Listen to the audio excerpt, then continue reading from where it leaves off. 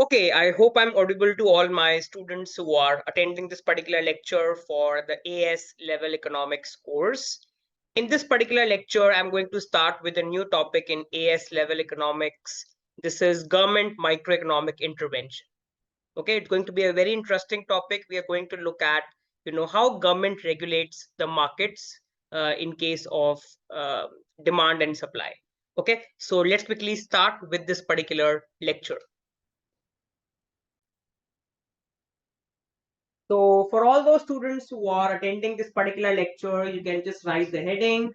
We are looking at government microeconomic intervention.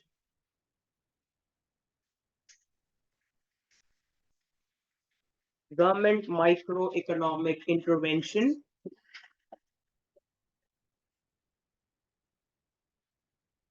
Okay, this is chapter 3 of the book. Okay, so let's first of all look at some important terminologies involved in this particular module.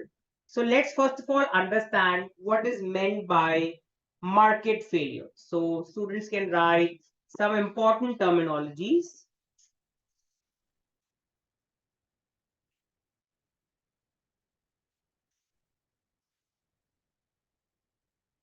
Some important terminologies where the first one is market failure.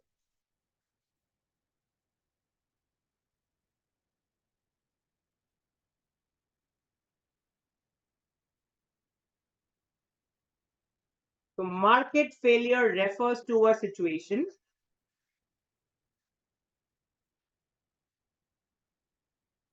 where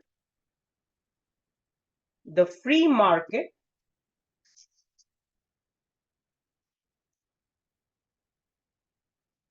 does not make use, where the free market does not make use of the scarce resources.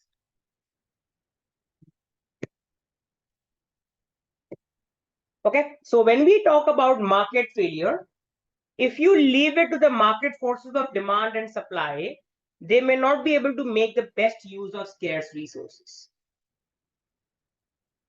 Okay, so for example,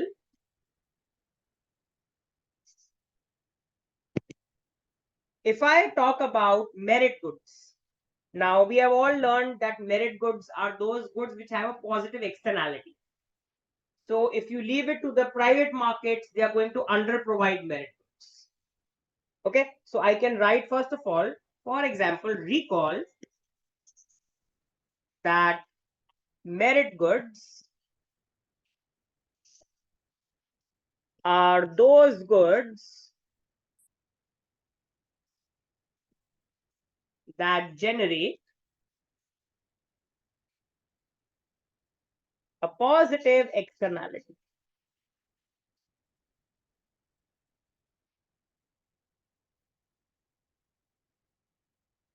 Okay, so if the provision of the merit good, if the provision of the merit good is left to the free market mechanism, or I can say if the provision of the merit good is left to the free market, it will tend to under provide it. It will tend to under provide the merit good.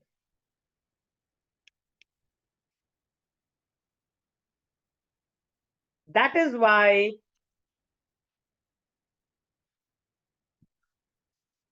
it is necessary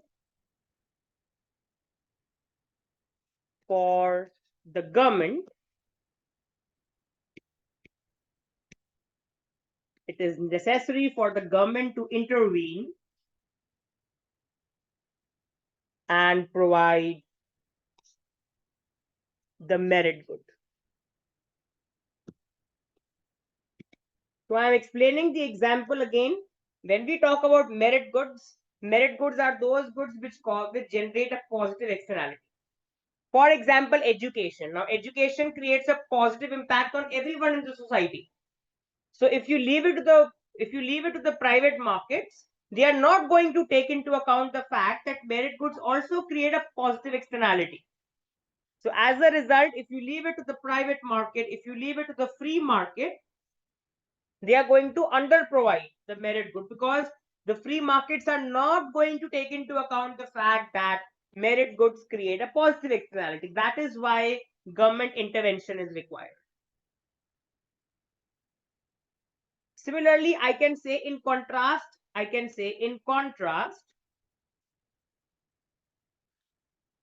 demerit goods are those which generate a negative externality. So think of those goods which harm the environment, like pollution.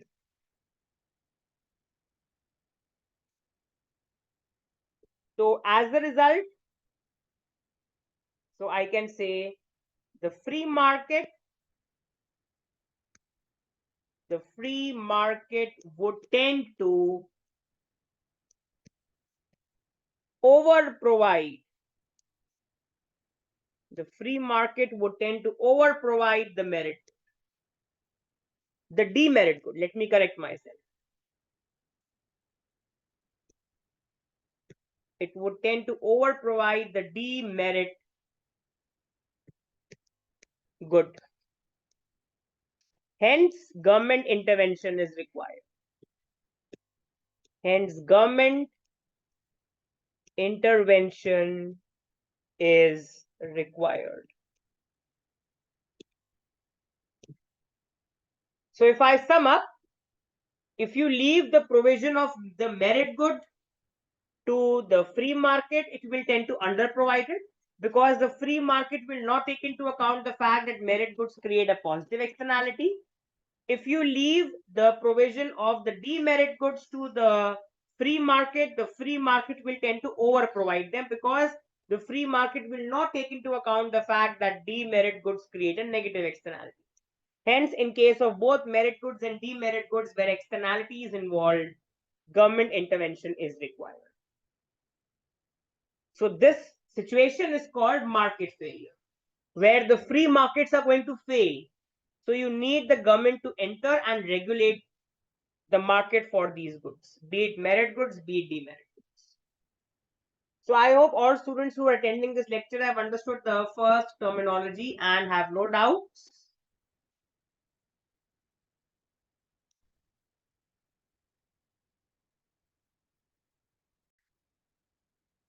Erasing all this off, let's look at the second terminology, regulation.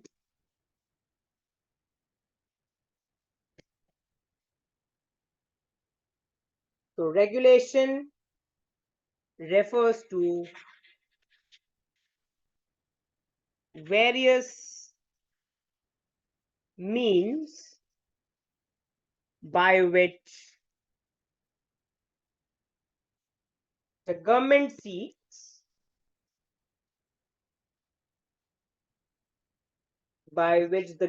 seeks to control production and consumption.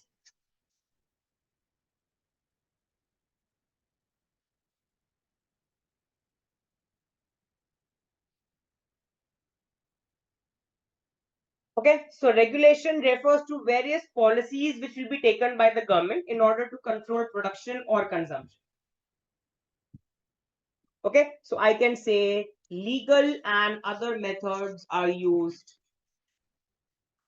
Legal and other methods are used to control the prices, quality, and quantity of the goods and services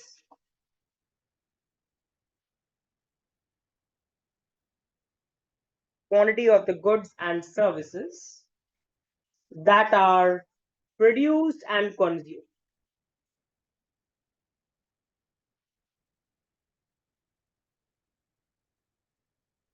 So the government is going to use legal methods or other methods in order to control prices, in order to control the quality and the quantity of the goods and services which have been produced and consumed.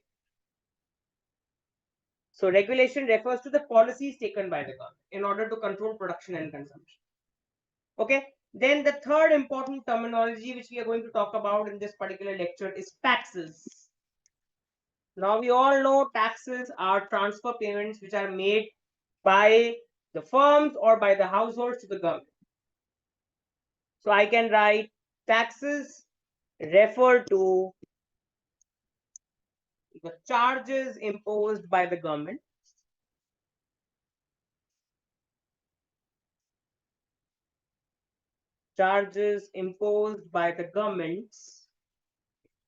on incomes,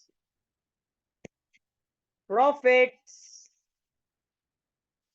and some types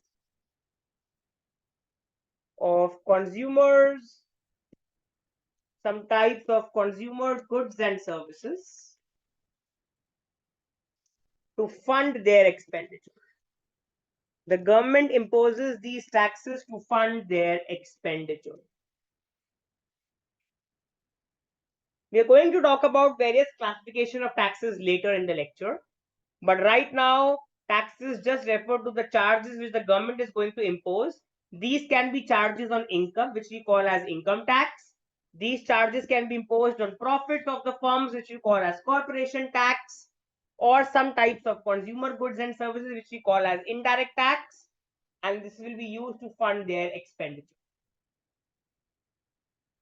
Okay, so I hope students have understood regulation and taxes and have no doubts. Let's now look at, the trade-off between regulation and equity.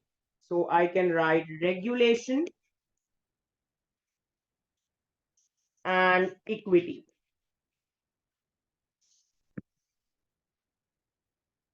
So I can write that there is a trade-off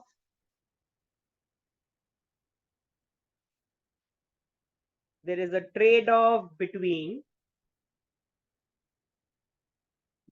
on one hand, the freedom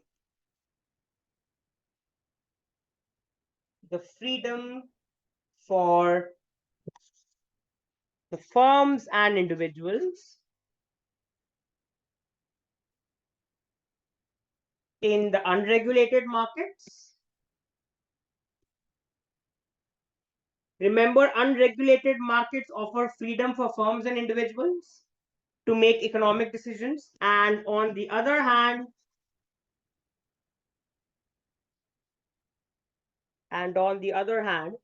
greater social equality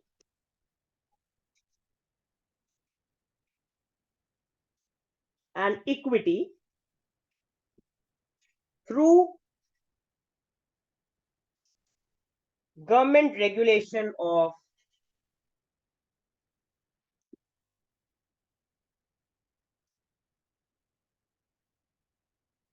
individuals and markets. Through the government regulation of individuals and markets. So what I'm trying to say is there's a trade-off between regulation and equity. If I give the freedom to the firms and individuals to make decisions, that means if I compromise on regulation, it might not lead to equity. It might lead to an increase in inequality. If I give the freedom to firms and individuals to make economic decisions, as a result, inequality might rise because firms and individuals think about profit maximizing behavior. They don't think about the welfare. On the other hand, if we talk about regulated markets where government intervenes, then firms and individuals may not get that freedom. But when the government intervenes, it's going to talk about social equality and equity, which the private individuals and firms will not talk about. So there's a choice. Either you compromise on freedom for firms and individuals, that means you go for regulation that will lead to social equality. On the other hand, if you give freedom to firms and individuals, that might lead to an increase in inequality. So hence we face a trade-off between regulation and equity. So I hope all students have understood till here and have no doubts.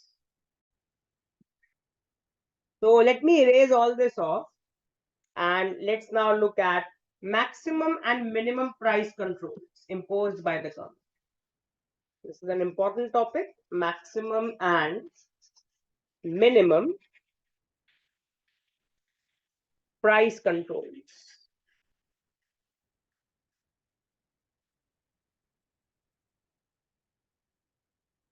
Okay, so first of all, let's talk about what is maximum price or a price ceiling.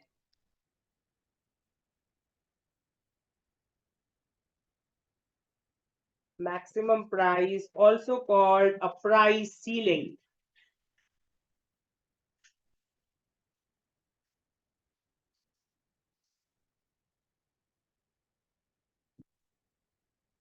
So I can say this refers to the legal maximum price. This refers to the legal maximum price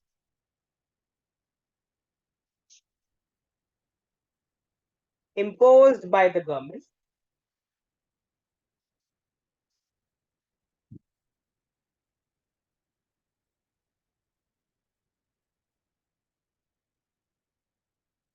below the equilibrium price, which is below the normal equilibrium price, which is below the normal equilibrium price as determined in a free market.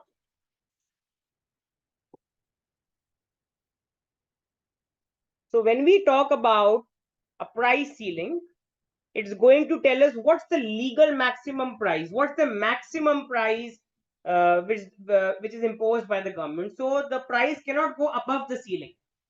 Ceiling represents the maximum price that can be charged, and it's fixed by the government. Usually it's below the normal equilibrium price in a free market. So I can write that this means that the price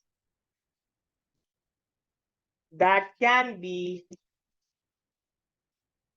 legally charged, this means that the price that can be legally charged by the sellers cannot be higher than the price ceiling. It cannot be higher than the price ceiling.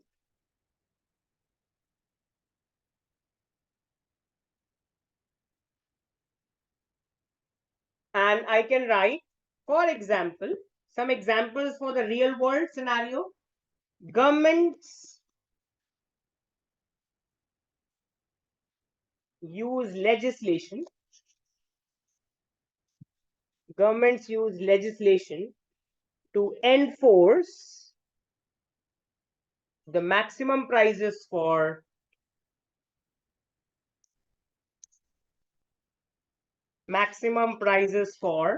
A, rent in certain types of housing. So the government fixes the maximum rent which can be charged for a given apartment.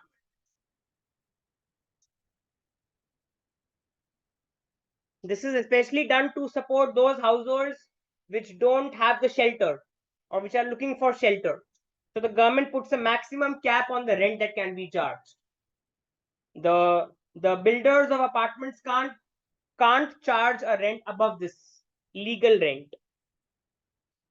Okay, so rent is one example. Another example would be services provided by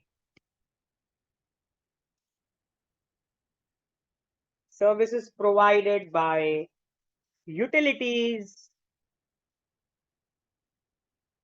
services provided by utilities like water, gas, electricity.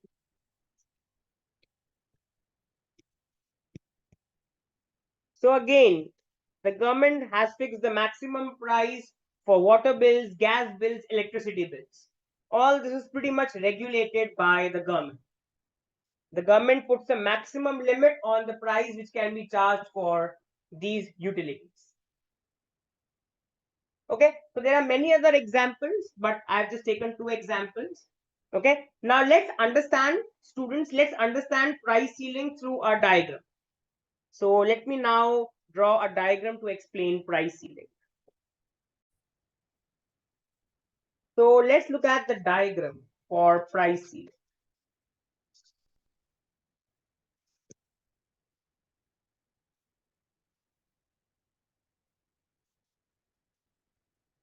Okay, so I have, this is my origin. I have quantity of the good on the horizontal axis. I have the price of the good on the vertical axis. Okay, this is my downward sloping demand curve obeying the law of demand, showing inverse relationship between price and quantity demanded. Then I have an upward sloping supply curve behaving the law of supply, showing a positive relationship between price and quantity supplied. If I leave it to the free markets, the equilibrium is going to be at point E, where demand and supply are exactly equal to each other. This is my initial equilibrium price PE. This is my initial equilibrium quantity QE. Now, the government says that, okay, this is going to be the maximum price which can be charged. So this is my price ceiling. I cannot go above the ceiling. This is the maximum price which can be charged from now onwards. So at this price, this is going to be my demand given by the demand curve, but this is going to be my supply. So I can say that at the price ceiling, demand is exceeding the supply. I can say there is a shortage. Or I can say excess demand. There is a shortage, or I can say excess demand. Okay, so let me write the explanation for this diagram. Clearly, in the above diagram,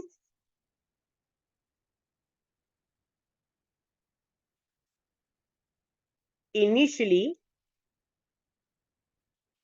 the market is in equilibrium.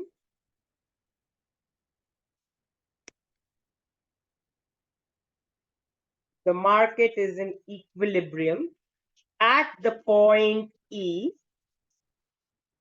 PE denotes the equilibrium price, the initial equilibrium price, and QE denotes the initial equilibrium quantity. Initial equilibrium quantity. Suppose the government fixes the price ceiling.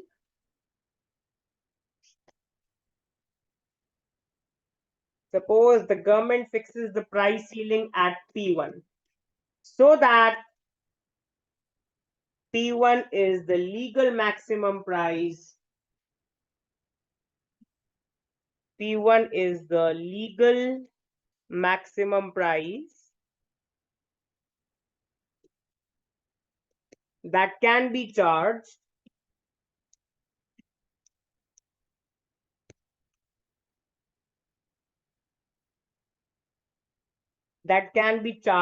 to the consumers. At this price, quantity demanded. At this price, quantity demanded increases to Q3 and quantity supplied. I continue with the explanation on the top because of lack of space. Quantity supplied falls to Q1. As a result, Q3 minus Q1 denotes the shortage of that commodity. It denotes the shortage of that commodity in the market.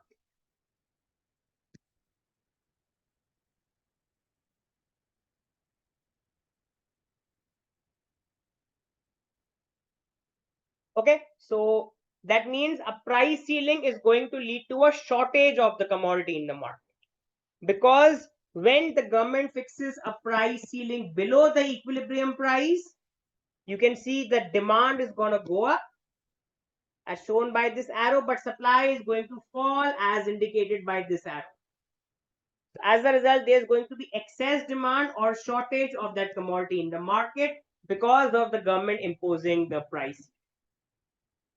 So I hope all students who are watching this particular lecture have understood the explanation till here and have no doubts. Now let's look at the implications of price ceiling. So I can erase all this off and I can write implications of price ceiling.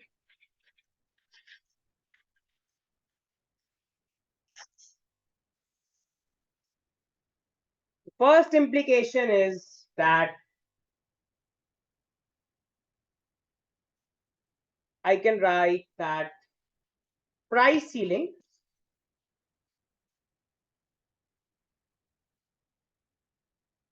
leads to shortage of the commodity.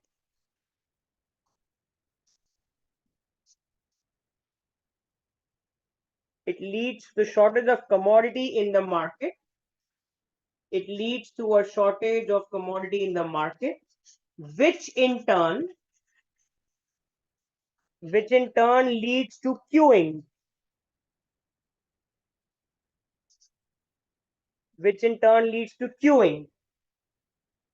for that commodity, which in turn leads to queuing for that commodity.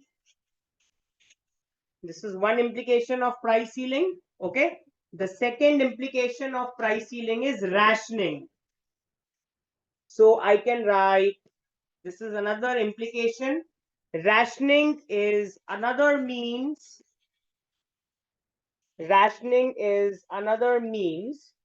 of restricting the demand. Rationing is another means of restricting the demand, but this inevitably leads to an informal or underground market.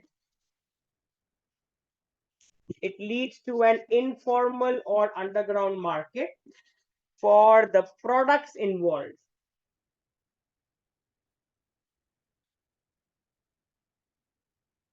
With the customers, I can write customers having to pay higher prices, or I can say inflated prices. Customers having to pay inflated prices well above the ceiling price. Now, this is a very important implication. When there is a shortage of the commodity in the market, it might lead to generation of a black market. Now, what is going to happen in the black market? Customers who are in need of that commodity in the black market, they will be willing to pay an even higher price, which will be well above the ceiling price. This is all those customers who desperately need this commodity, but they couldn't get it. They couldn't stand in the queues. So one implication is that it will lead to formation of queues. People who stand first in the line, first come, first serve basis will get the commodity. So in the bracket, I can write for the first point, first come, first serve basis. That means those who stand in the line first are going to get the commodity. Very simple. Another possibility is people who couldn't stand in the line to get the commodity but desperately need it would start buying it in the black market. And in the black market, they will be willing to pay an even higher price as compared to the ceiling price. So these are two implications of price ceiling. Okay, so I stop in this particular lecture. Okay, in the next lecture, I'm going to discuss with all the concerned students the what is meant by price floor. In today's lecture, we have talked about price ceiling. We have talked about the legal maximum price.